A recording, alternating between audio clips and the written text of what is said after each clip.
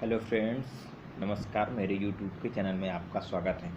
दोस्तों, आज के वीडियो में मैं बात करूंगा कार्ल मार्क्स की। कार्ल मार्क्स आधुनिक समाजवाद के जन्मदाता हैं और बहुचर्चित समाजवाद के जनक कार्ल मार्क्स को श्रमिकों का मसीहा भी कहा जाता है। इनका जन्म 5 मई 1818 को ट्रियर, जर्मनी में हुआ था। श्रमिकों के मसीहा कार्ल मार्क्स, इनका जन्म एक यहूदी धर्म के एक हुआ था। इनके पिता वकील थे। इनका अर्थशास्त्री, इतिहासकार, राजनीतिक सिद्धांतकार, समाजशास्त्री, पत्रकार और वैज्ञानिक समाजवाद के प्रणेता थे। कार्ल मार्क्स 1824 ईस्वी में इनका परिवार धर्म परिवर्तन करके ईसाई धर्म बन जाता है। 17 वर्ष की अवस्था में मार्क्स कानून का अध्ययन करने के लिए बान विश्वविद्यालय जर्मनी में प्रवेश लिया। तत्पश्चात उन्होंने बर्लिन और जेना विश्वविद्यालय में साहित्य, इतिहास और दर्शन का अध्ययन किया। इसी काल में हीगल से प्रभावित हुए। कार्ल मार्क्स उस वक्त इस दुनिया में आए जब इस दुनिया में श्रमिकों का बहुत ही अधिक शोषण होता था,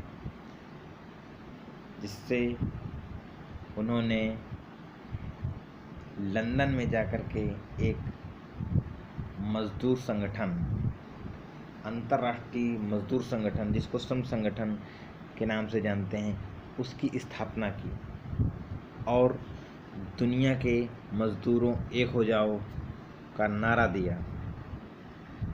कार्ल मार्क्स एक समाजशास्त्री, एक राजनीति शास्त्री, दार्शनिक थे।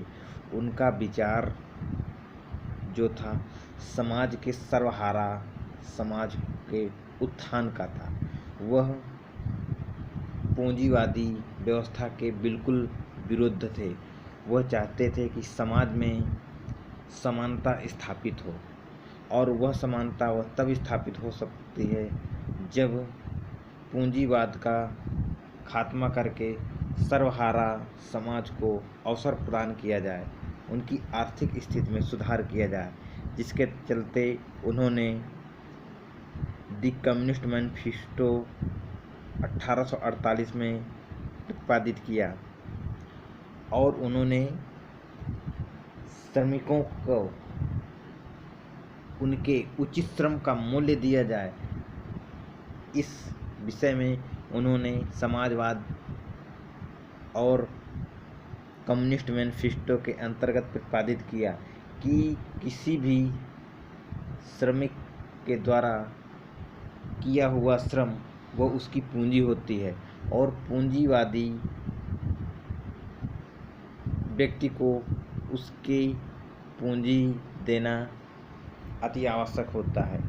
और कार्ल मार्क्स ने यह विचार भी व्यक्त किया कि किसी भी पूंजीपति के द्वारा कमाया हुआ धन श्रमिक के हिस्से का धन होता है, जिससे यदि कोई अधिक श्रम करता है किसी पूंजीपति के लिए, और उस पूंजीपति में किए हुए श्रम में जो अधिक उत्पादन होता है, जिससे पूंजीपति को अधिक पूंजी का लाभ होता है, तो जो वह अधिक पूंजी का लाभ प्राप्त होता है, श्रमिक का उसमें भी हिस्सा होता है, और वह हिस्सा श्रमिक को मिलना चाहिए।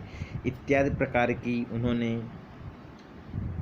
श्रमिकों के लिए लड़ाइयाँ शुरू की, और दास कैपिटल 1867 में उन्होंने प्रतिपादित किया, जिससे एक नवीन समाजवादी क्रांति का जन्म हुआ। कार्ल मार्क्स आधुनिक युग के युग प्रवर्तक के रूप में जाना जाता है, लेकिन समाजवादी विचारधारा का जो प्रयोग है भारत जैसे देश में, भारत जैसी समाज व्यवस्था में स्थापित करना बहुत ही कठिन बात है। लेकिन कुछ हद तक जो सर्वहारा समाज के उत्थान की बात करता है कार्ल मार्क्स, वह कहीं न कहीं भारत के सर्वहारा समाज के लिए उपयुक्त साबित होता है। कार्ल मार्क्स अपने विचारों के चलते बहुत चर्चा में आए और उन्होंने बहुत सारी रचनाएं की और उन्होंने द्वंद्वात्मक पद्धति का भी, हीगल का बहुत प्रभाव पड़ा। उन्होंने इतिहास की भौतिकवादी व्याख्या का बहुत ही अधिक प्रचार किया। उनके समाजवादी विचारधारा में वर्ग संघर्ष का सिद्धांत मूलतः सिद्ध हुआ, क्योंकि वर्ग संघर्ष के तात्पर्य यह था कि जो सर्वहारा समाज है अपने अधिकारों को पाने के लिए जब पूंजीपति से संघर्ष करेगा तभी उसको अपने अधिकारों को प्राप्त कर सकता है। मार्क्स साम्यवादी विचारधारा के प्रतिपादक हुए।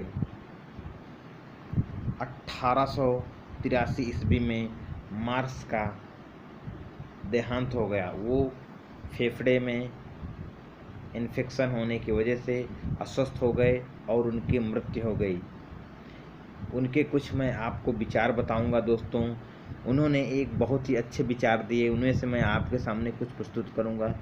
दुनिया के मज़दूरों के पास खोने के लिए कुछ नहीं है सिवाय जंजीरों के, इसीलिए दुनिया के मज़दूर एक हो जाओ। उनका कहना था कि जो मज़दूर वर्ग है, सर्वहारा वर्ग है, उनके पास खोने के लिए जंजीरों के अलावा कुछ नहीं है।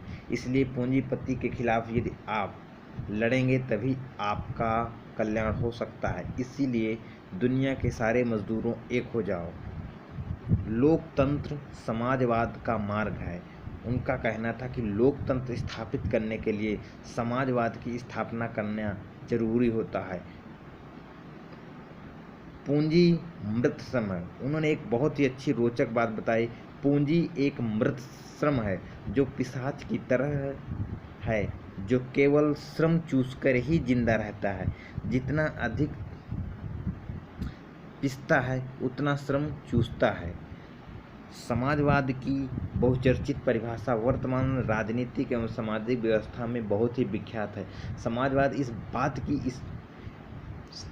बात की पुष्टि करता है कि समाज में सभी को समान अवसर प्राप्त होना चाहिए, यानी समाज में कोई गरीब नहीं होना चाहिए, ना ही अमीर होना चाहिए। अगर ऐसा है तो इसको दूर करने के लिए एक आरक्षण की प्रणाली के तहत सर्वहारा समाज को प्रतिनिधित्व का अधिकार देना चाहिए, जिससे समाजवादी व्यवस्था स्थापित हो और वर्ग संघर्ष को रोका जाए। तो दोस्तों, 5 मई के अवसर पर मैं कार्ल मार्क्स के जीवन परिचय में प्रकाश डाला। आपको मेरे द्वारा दी हुई जानकारी कैसे लगी मेरे कमेंट बॉक्स में लिखें, और मेरा चैनल सब्सक्राइब नहीं किया है तो सब्सक्राइब करें। धन्यवाद दोस्तों।